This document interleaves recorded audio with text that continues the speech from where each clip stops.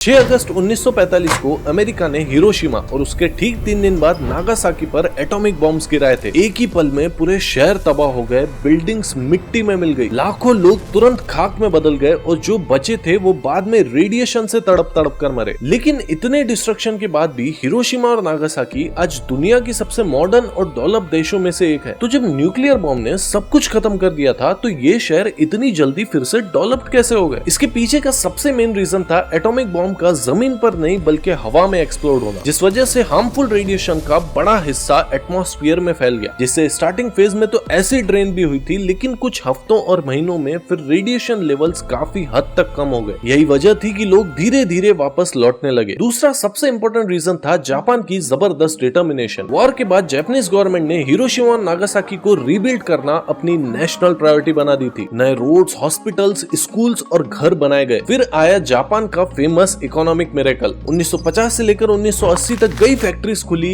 Industries बढ़ने लगी और टेक्नोलॉजी ने इस देश को नेक्स्ट लेवल पर पहुंचा दिया। इस ग्रोथ का सबसे बड़ा फायदा हिरोशिमा और नागासाकी जैसे शहरों को भी मिला। आज शायद इसी वजह से हिरोशिमा और नागासाकी ह्यूमन रिजाइलेंस की सबसे बड़ी मिसालें हैं।